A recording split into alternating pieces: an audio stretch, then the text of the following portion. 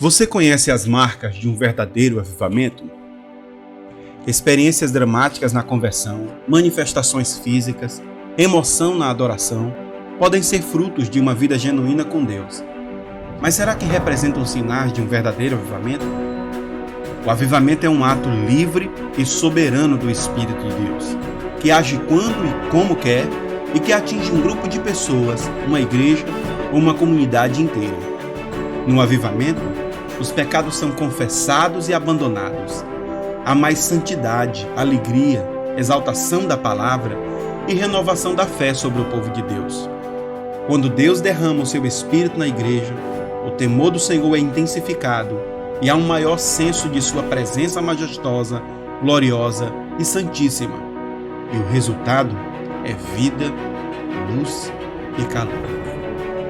Aviva-nos e invocaremos o teu nome.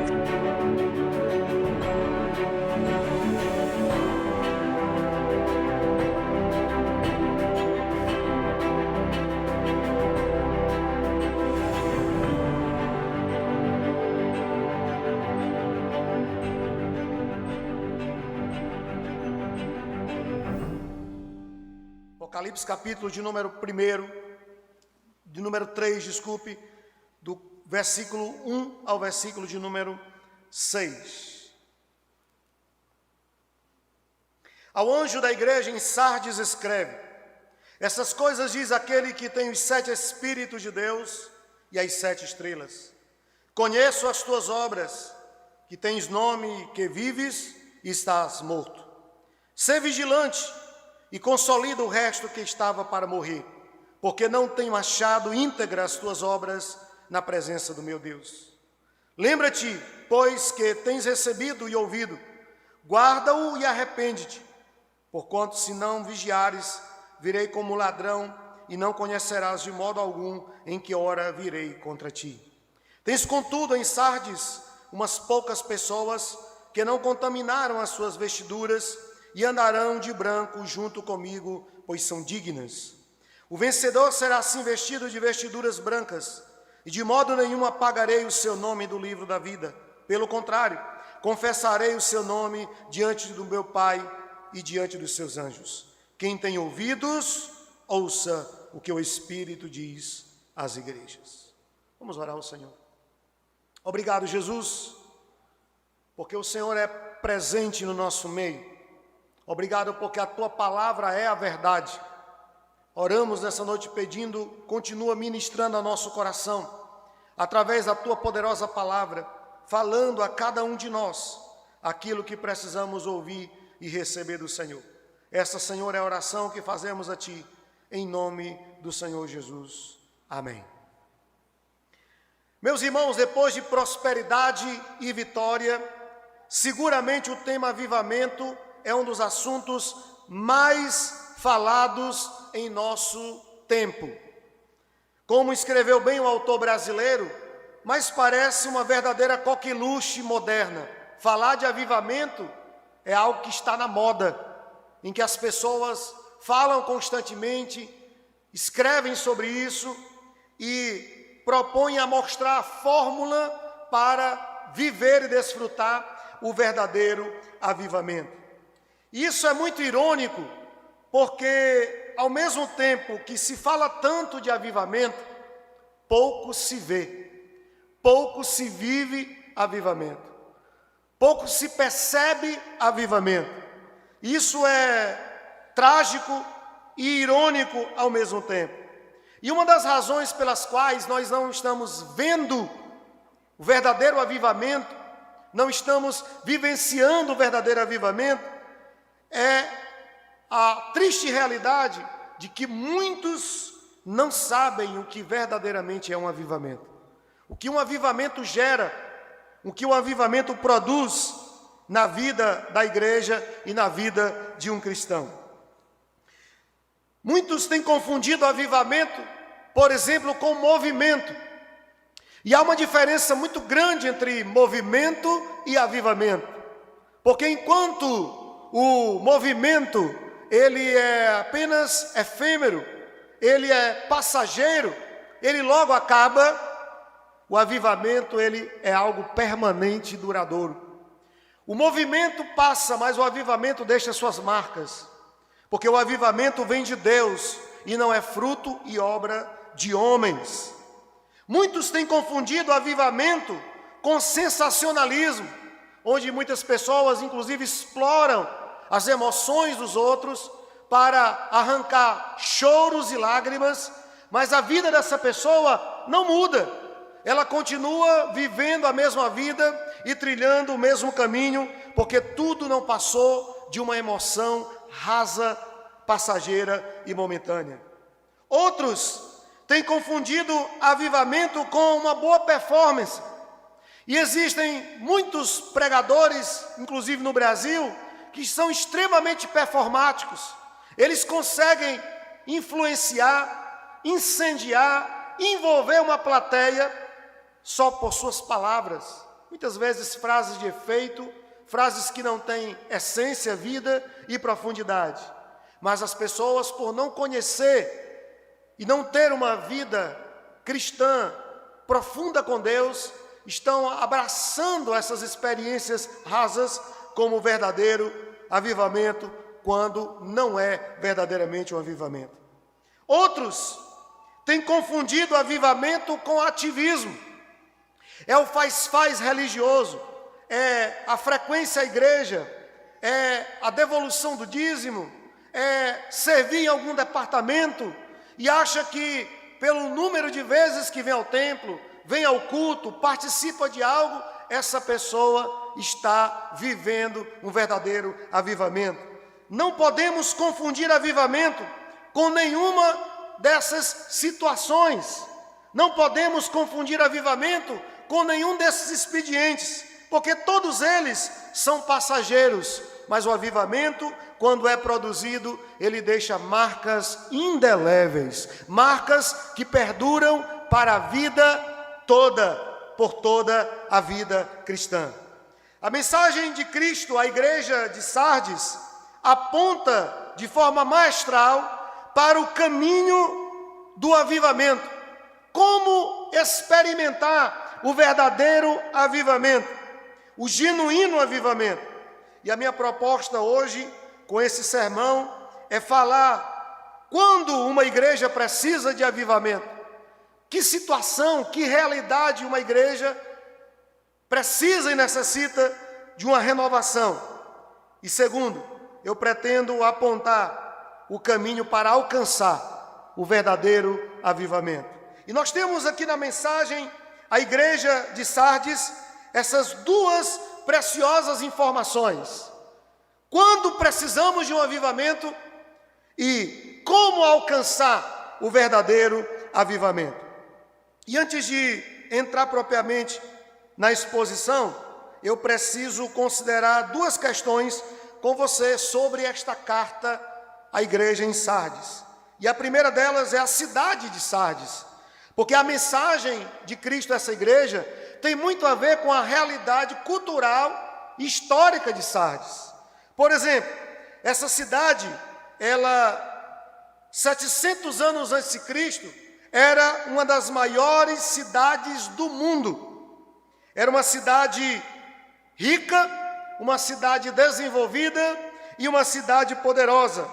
Mas ao longo do tempo, essa cidade foi se degenerando e conhecendo a maldade, foi se desconstruindo e vivia de um passado que foi glorioso, mas um presente vergonhoso.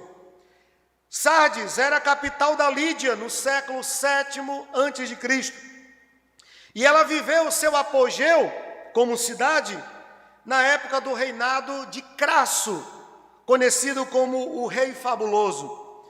A riqueza de Sardes advinha de uma jazida de ouro que foi encontrada no rio Pactolus, um rio que ficava ali na cidade.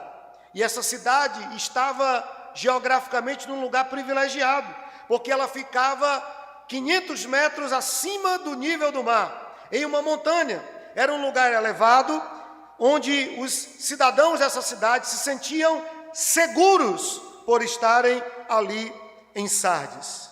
E assim como era a história dessa cidade, infelizmente, foi a história dessa igreja em Sardes. Não há nenhuma palavra nesta carta de louvor a esta igreja.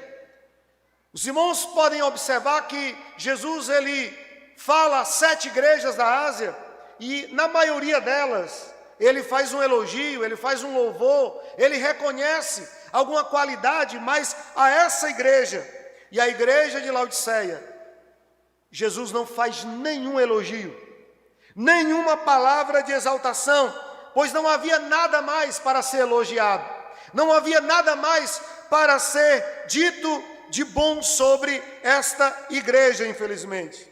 A história desta igreja é a história de muitos crentes hoje, pessoas que já foram, mas não são mais, pessoas que vivem de um passado tão belo, que lembram de momentos que viveram com Deus, na presença de Deus, servindo a Ele na sua obra de forma tão intensa, mas é apenas memórias de um passado remoto, porque hoje não são mais o que foram, e muitas dessas pessoas não sabem mais fazer o caminho de volta, não sabem mais voltar de onde não deveria ter saído, para ser restaurado, curado e renovado pela presença do nosso Deus.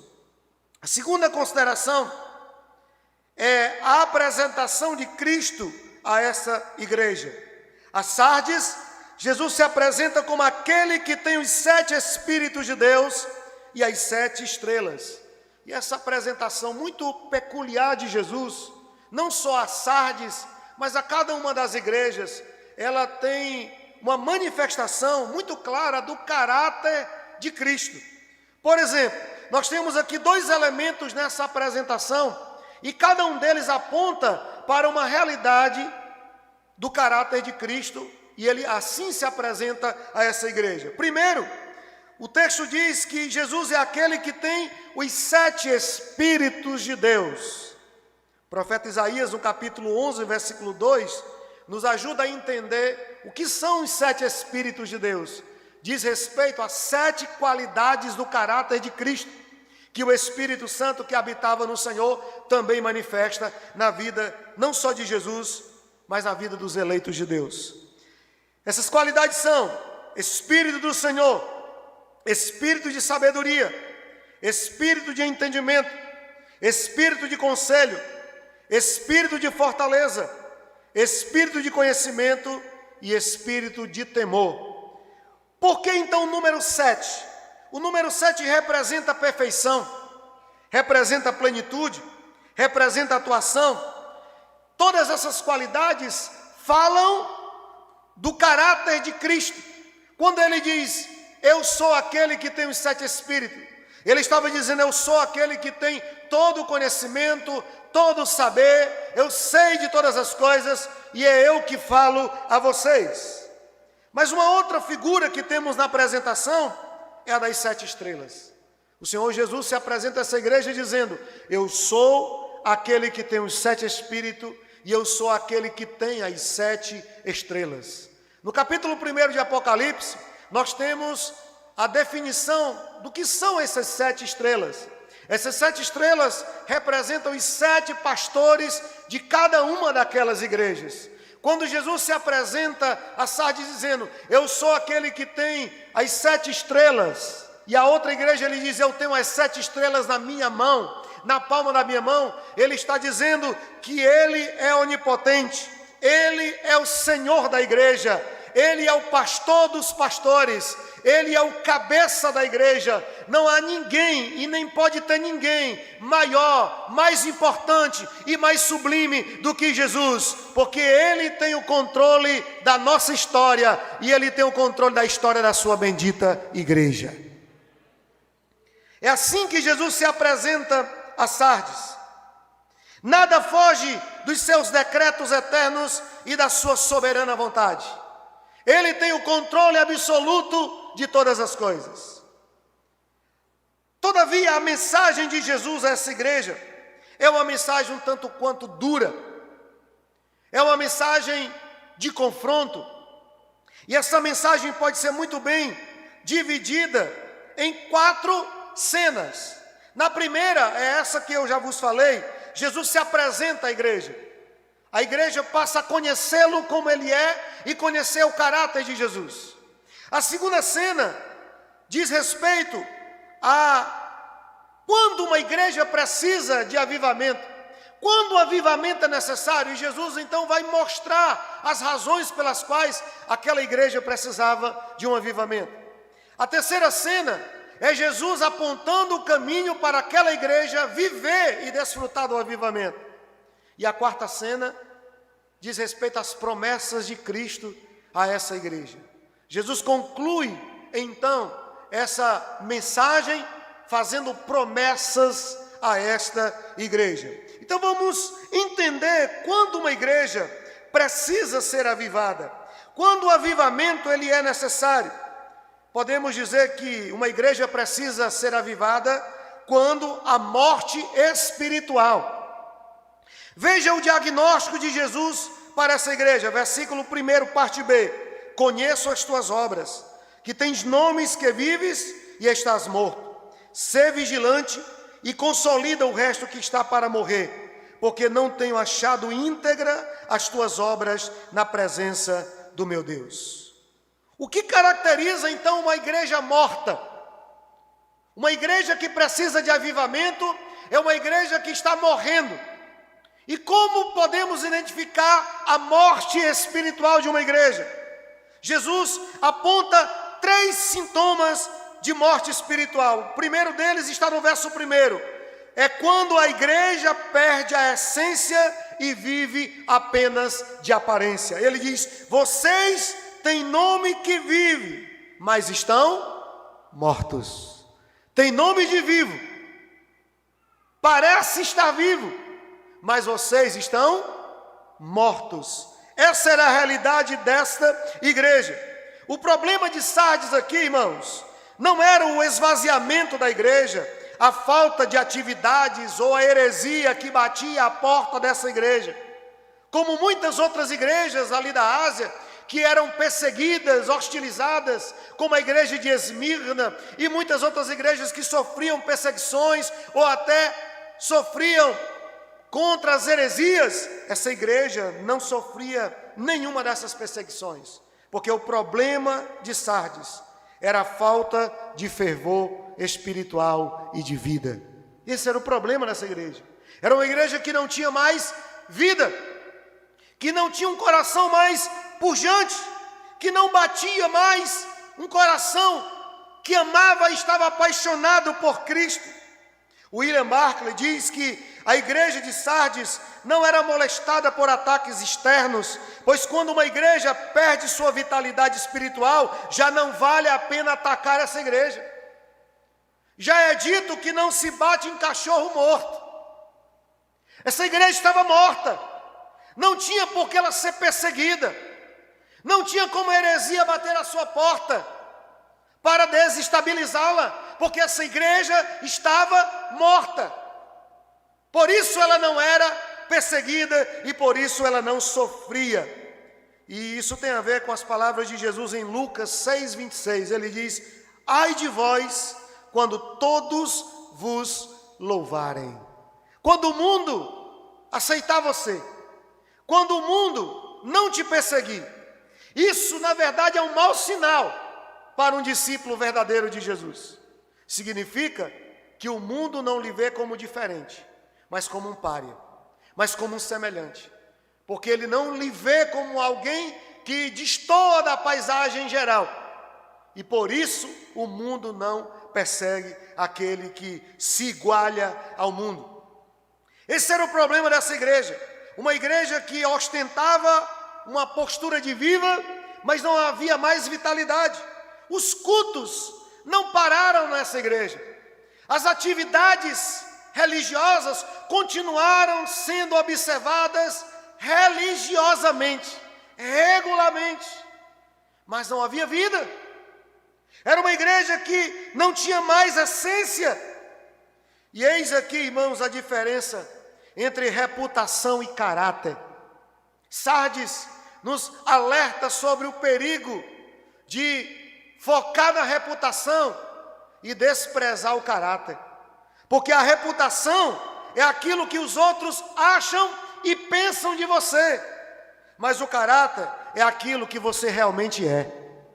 Por isso Jesus chama os fariseus de sepulcros caiados, porque eles ostentavam uma aparência de piedade, de santidade, quando na verdade não tinham vida, não tinham piedade e não havia essência no coração daqueles religiosos.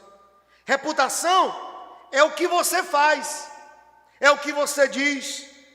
Caráter é o que motiva você a fazer o que você faz, é o que motiva você a dizer o que você diz. E aqui nós temos a diferença no exemplo de Caim e Abel. Ambos ofereceram oferta, ambos ofereceram sacrifício a Deus.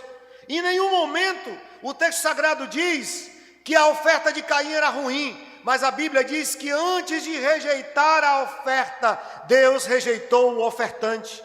Porque Deus não olha para a oferta em si, Ele não precisa dos nossos recursos, Ele é dono de tudo e Senhor de tudo, mas Ele olha para as nossas motivações, o que nos move a servir, o que nos move a fazer o que fazemos, a dizer o que dizemos.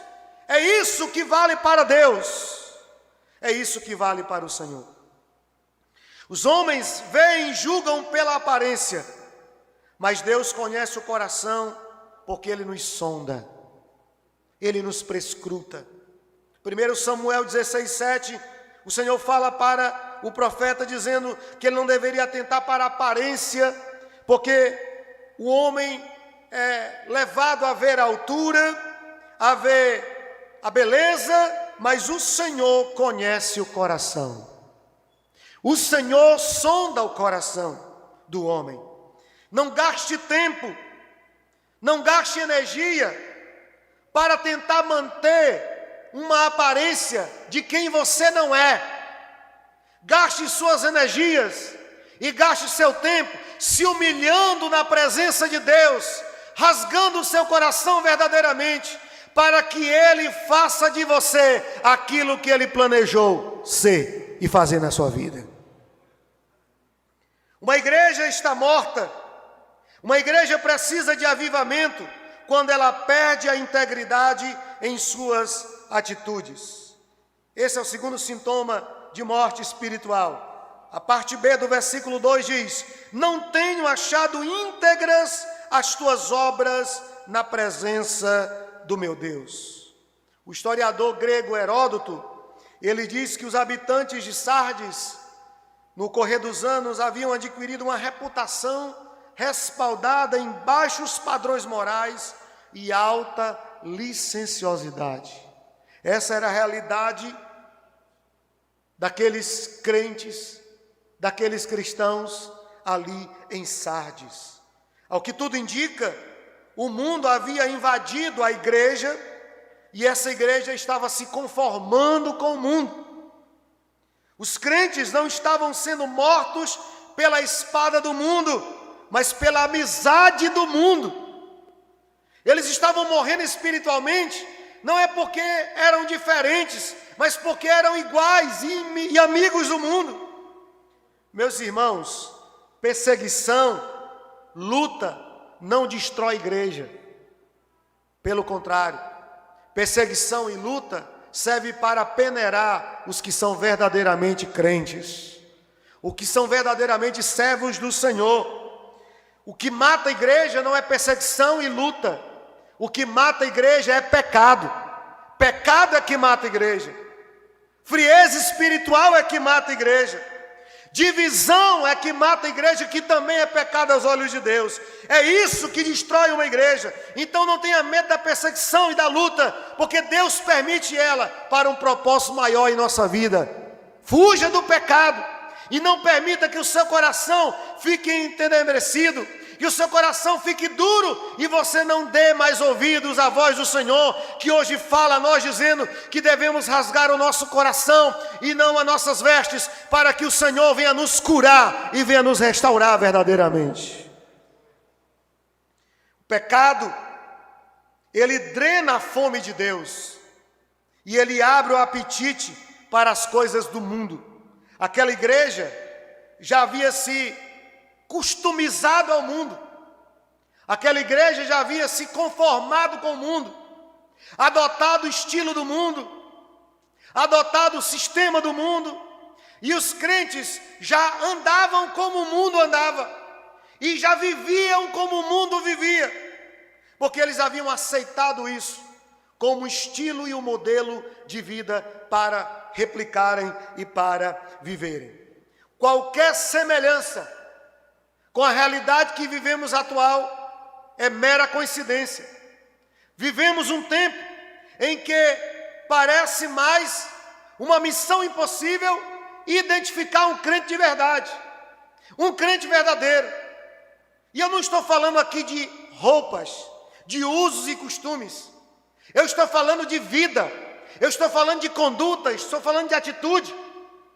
Há um tempo atrás os crentes eram perseguidos, hostilizados, mas ser crente significava ser uma pessoa digna, íntegra, direita. Hoje em dia, quando você vai para um banco buscar um empréstimo, ou para uma dessas financeiras buscar um financiamento e diz que é crente, isso pode ser um ponto negativo na sua ficha. Porque as pessoas não estão dando testemunho de Cristo verdadeiramente para o mundo. Elas professam a fé verbalmente, mas não dá para ver Cristo na vida dessas pessoas. Não dá para contemplar a luz de Cristo, e essas pessoas não conseguem resplandecer a luz de Cristo.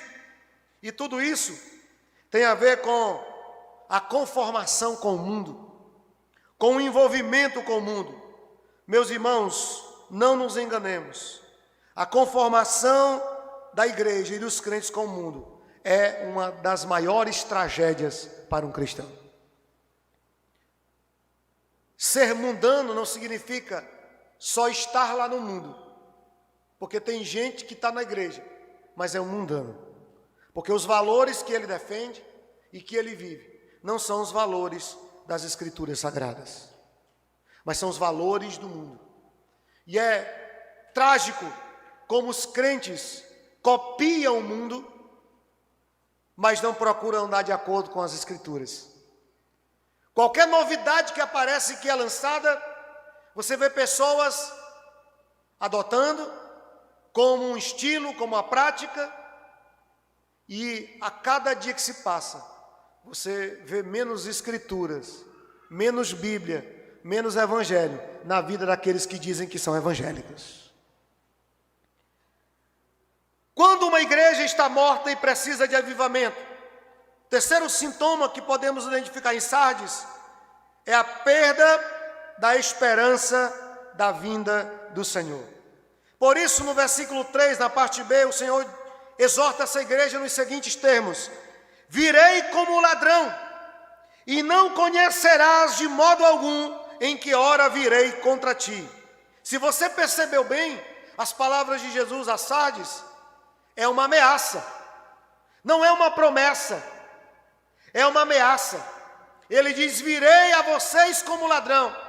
Se vocês permanecerem como estão, vocês irão encontrar a minha vinda e viver a minha vinda como ladrão da noite. E por que isso é tão sério?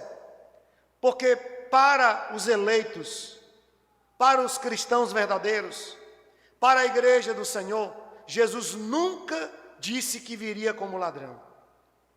Quando as Escrituras falam que Jesus virá como ladrão, ela está falando a forma como Cristo virá para o mundo.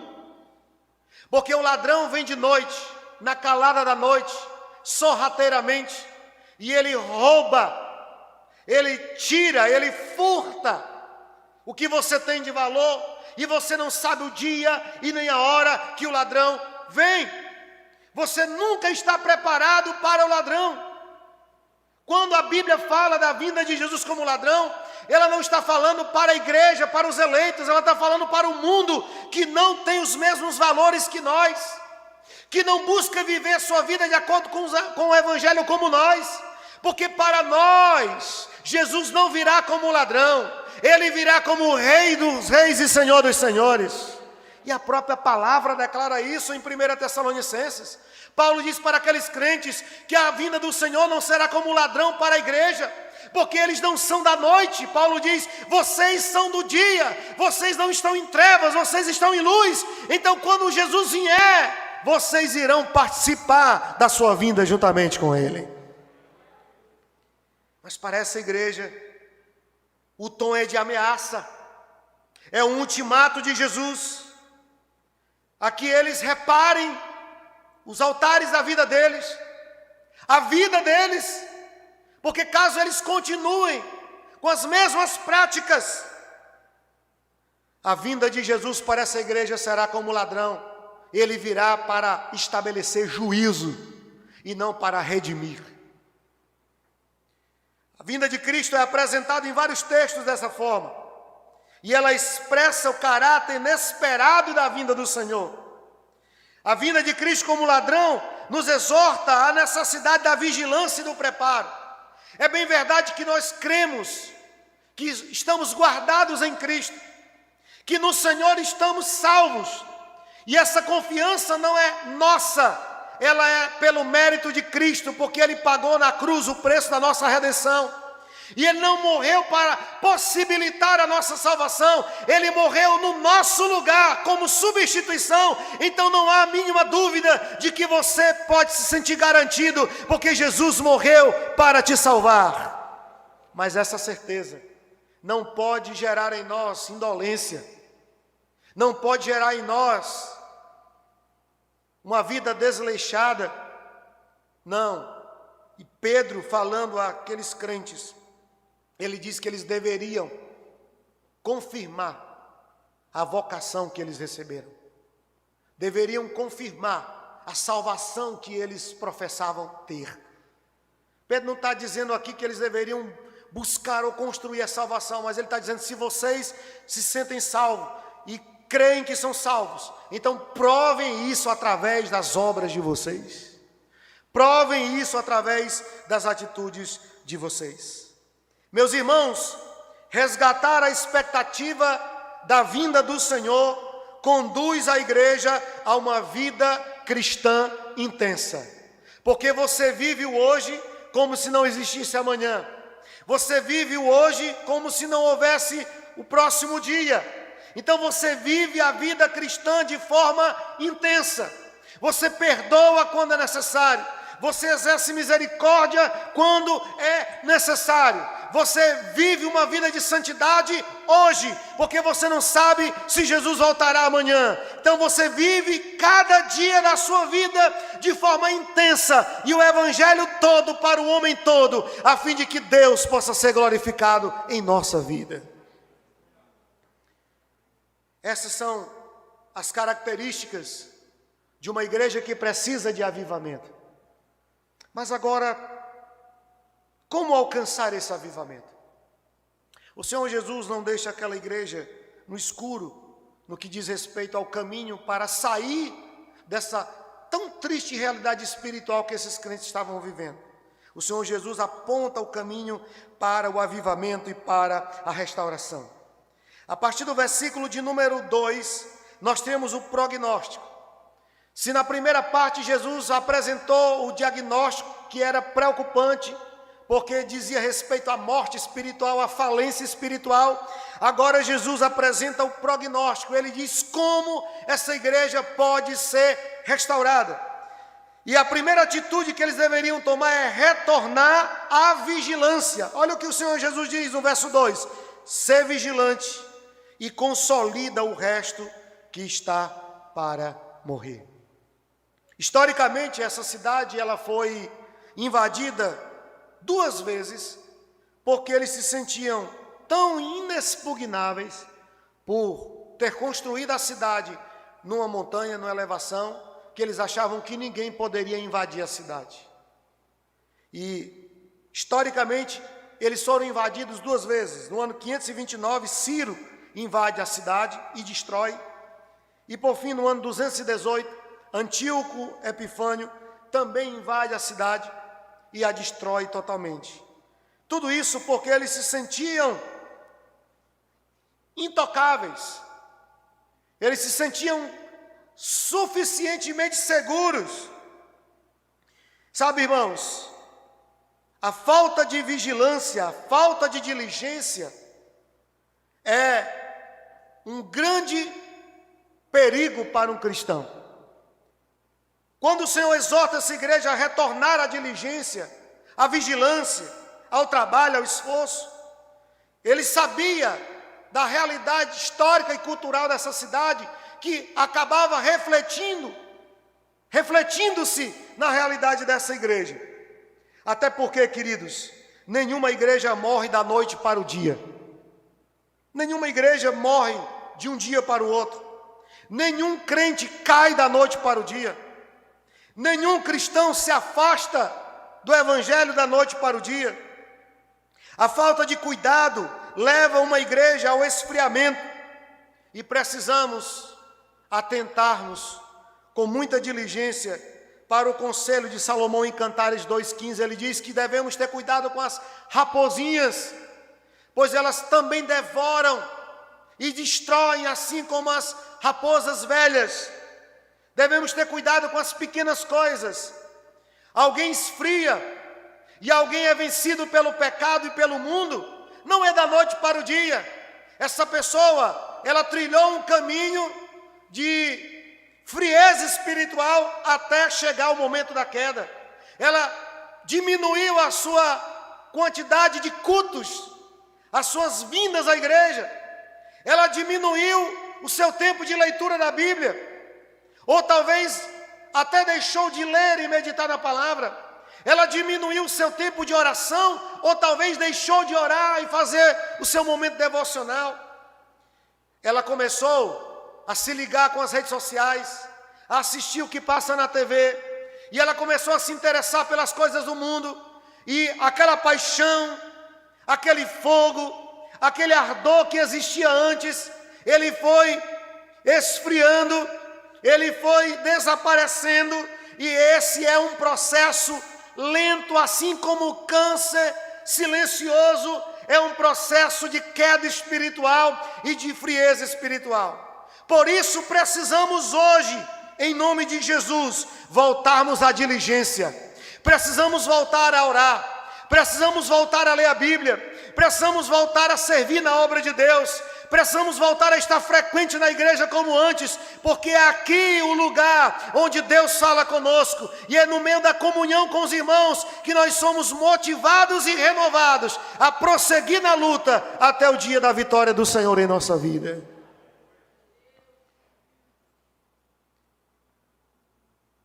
Com o pecado não se brinca, irmãos, não se brinca. Por isso que a Bíblia manda fugir da tentação.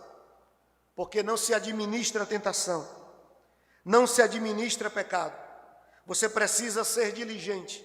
Se você quer viver os planos de Deus e o que Deus planejou para a sua vida, se você quer desfrutar desse renovo espiritual, você precisa voltar a fazer aquilo que te edifica, aquilo que te aproxima de Deus. E deixa eu constatar algo: não será uma caminhada tão fácil. Você terá que enfrentar muitas lutas, muitas batalhas, porque quando a pessoa cai numa letargia espiritual e frieza, ela tenta voltar, ela tenta reagir, ela quer voltar a ser o que era antes, mas ela não tem mais forças, ela não consegue mais. Mas você precisa viver um dia de cada vez, e o dia começa hoje. Você precisa voltar a orar, a ler a palavra de Deus, reunir sua família, orar juntos, clamar a Deus, jejuar. Volte às práticas de disciplina espiritual para que o Senhor venha renovar a sua vida. E Deus quer isso para nós, irmãos. Por isso o Senhor fala a essa igreja que eles deveriam consolidar o resto que estava para morrer. Sabe por que o Senhor fala isso? Porque o formalismo, ele tem vida curta. O formalismo não tem vida longa.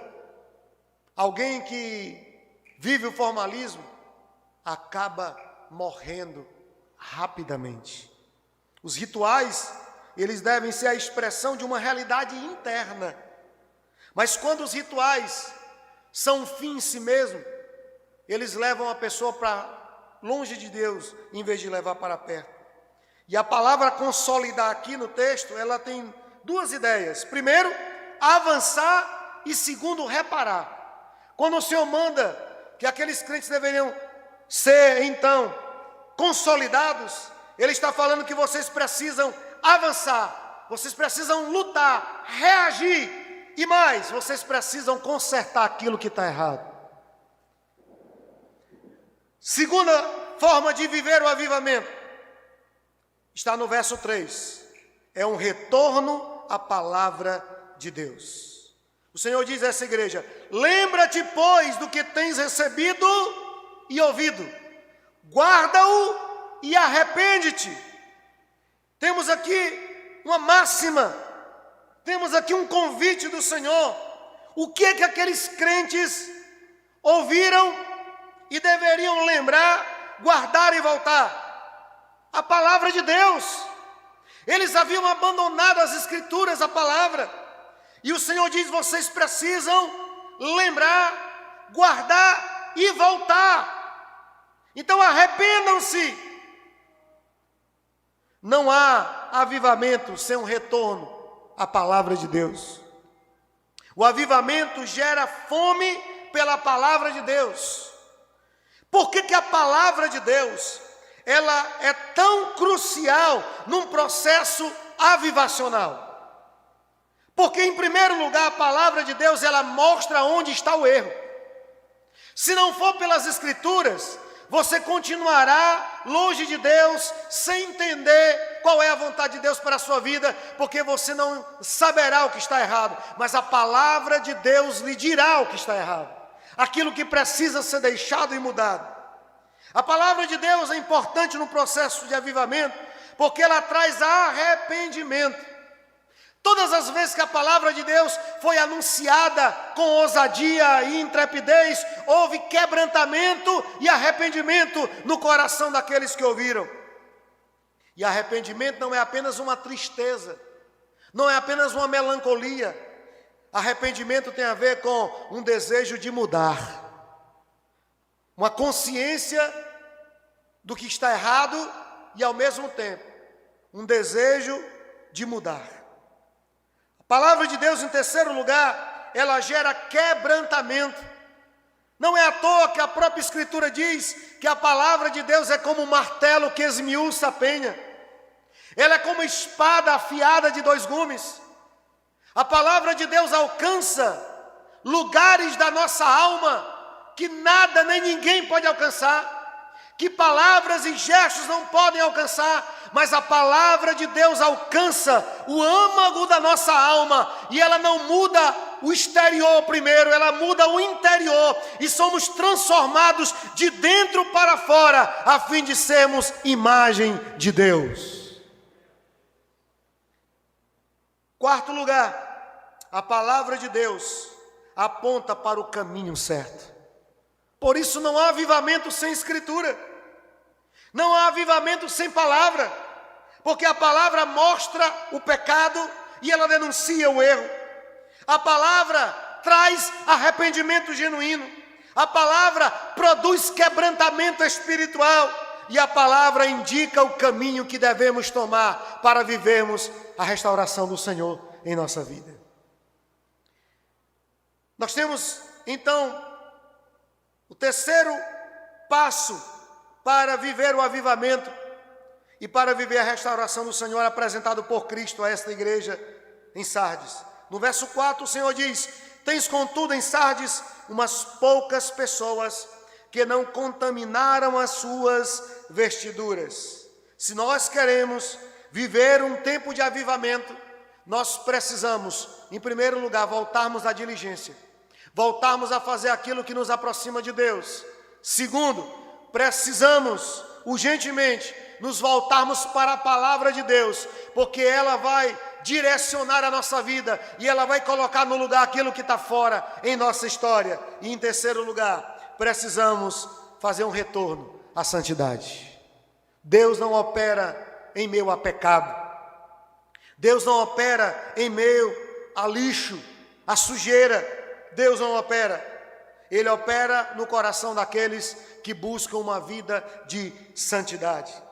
A maioria em Sardes estavam com suas vestes sujas, e isso representava pecado e mundanismo. Quando a Bíblia fala de vestes sujas, manchadas, se não for num sentido literal, pode ser num sentido simbólico que representa pecado, que representa iniquidade, que precisa ser limpo. Quando o sumo sacerdote Josué compareceu diante de Deus e ele estava com as vestes sujas, ele estava em pecado, Satanás foi à presença de Deus acusar aquele homem, dizendo que ele não poderia estar ali porque ele estava em pecado. A Bíblia diz que o Senhor muda as vestes de Josué. Essa é a grande novidade, essa é a boa notícia que eu quero trazer para você nessa noite, que não existe pecado tão terrível que o sangue de Jesus não possa remover. Não existe. Você entrou aqui nessa noite com suas vestes sujas. Você tem pecado, tem desagradado a Deus, tem lutado contra esse pecado, mas esse pecado tem lhe vencido, você não tem conseguido resisti-lo. Deixa eu dizer uma coisa, sozinho você não vencerá, mas com a graça de Deus agindo na sua vida, o pecado será crucificado na sua história e Cristo será o Senhor da sua existência. Só o sangue de Jesus tem poder para remover pecados. Até porque o pecado, ele é um algoz sádico. O pecado, ele primeiro apresenta o prazer, para depois mostrar o pesar. Então primeiro a pessoa se lambuza com o pecado, porque pecar é bom. O pecado alimenta a nossa natureza humana. Então pecar é bom. O problema é a consequência. O problema é que pecado tem salário, e salário se paga. E as consequências do pecado são terríveis, são desastrosas. Então o pecado é esse algoz sádico que apresenta um prazer imediato, mas ele nunca fala do custo desse prazer, do pesar desse prazer. Mas essa é a boa notícia. A boa notícia do Evangelho está em João 1:29. João Batista olha para Jesus, aponta e diz: eis ali o Cordeiro de Deus que tira o pecado do mundo. Paulo, escrevendo aos crentes de Roma, no capítulo 8, diz: agora, pois, nenhuma condenação há para os que estão em Cristo Jesus. Pedro, escrevendo aos crentes na primeira carta, no capítulo 1, verso 7, diz que se andarmos na luz, como Cristo está na luz, temos comunhão uns com os outros, e o sangue de Jesus Cristo, seu Filho, nos purifica de todo o pecado. Hoje temos o convite da graça a você. Você que está com as vestes sujas, você que não tem sido aquilo que Deus sonhou e planejou para você, você que não tem vivido os planos de Deus, está à margem dos planos de Deus para a sua vida. Chegou a hora de parar, chegou a hora de colocar um ponto final e fazer o caminho inverso, fazer o caminho de volta como o filho pródigo e voltar para os braços do Pai, de onde você nunca deveria ter saído, porque hoje é noite de restauração na sua vida. O Senhor tem poder para isso. Ele tem poder para nos curar e restaurar. Eu queria concluir então com as 3 promessas do Senhor a essa igreja. Se essa igreja ouvisse a voz do Senhor, atentasse para a voz do Mestre e se voltasse para Deus, eles seriam restaurados, eles vivenciariam o genuíno avivamento. E nós temos então no verso 5, na parte a primeira promessa. O Senhor diz: será vestido de vestiduras brancas. As vestiduras brancas falam de pureza, Era assim que a noiva se vestia. E a igreja não é a noiva de Cristo? E como noiva, a igreja precisa viver uma vida santa, uma vida pura, uma vida que glorifique a Deus. As vestes brancas não falam só de pureza, mas também falam de alegria, porque no mundo antigo as pessoas se vestiam de branco quando iam celebrar. Vestes brancas fala de renovo, fala de trocar as vestes por uma veste limpa e nova. É isso que o Senhor promete a essa igreja: se vocês se voltarem para mim, eu irei me voltar para vocês, e eu irei restaurar vocês, eu irei mudar as vestes de vocês. A segunda promessa está na parte B do versículo 5: de modo nenhum apagarei o seu nome do livro da vida. E para entender essa promessa, você precisa entender a história e a cultura de Sardes. Os livros de história dizem que havia na prefeitura um livro de registro, como um rol. E naquele livro de registro existia o nome de todos os cidadãos daquela cidade. Ninguém poderia comprar ou vender se o seu nome não estivesse naquele livro. Mas para ter o nome naquele livro, a pessoa deveria se submeter a todos os critérios e quesitos daquela sociedade. A pessoa deveria participar dos banquetes aos deuses, às divindades, porque em cada uma daquelas cidades existia um ídolo que era adorado. A pessoa, para poder ter o seu nome naquele livro, ela tinha que participar de uma espécie de um sindicato, para poder comercializar, comprar, vender e prosperar naquela cidade. E a história da igreja diz que muitos crentes perderam bens, tiveram que abrir mão dos seus negócios, porque não mantiveram o seu nome naquele livro, porque se mantivessem, teriam que ir aos banquetes regados a vinho e a orgia dos deuses adorados ali naquela cidade, e isso iria de encontro à fé deles. Então o nome deles foi riscado daquele livro. Mas olha que coisa intrigante.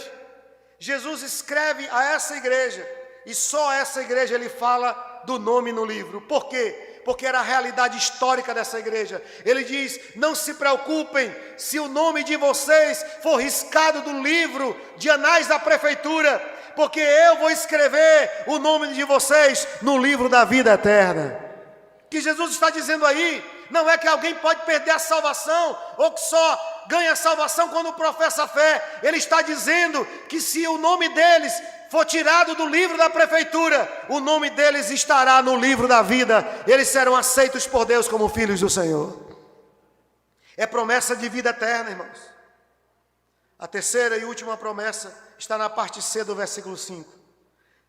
O Senhor Jesus diz: confessarei o nome de vocês diante do meu Pai e diante de seus anjos. A maior de todas as recompensas não é realizar sonhos aqui, conquistar objetivos, mas a maior de todas as recompensas é ser reconhecido no céu como um filho de Deus. Porque caso contrário, nada que você tiver terá valor ou sentido. Porque tudo nessa vida passa. Tudo perde o seu valor. Mas a riqueza que temos em Cristo, nem o tempo pode tirar. Nem o tempo pode roubar. Precisamos de um avivamento. Necessitamos de um avivamento. E a boa notícia é: o Senhor quer nos avivar. Amém?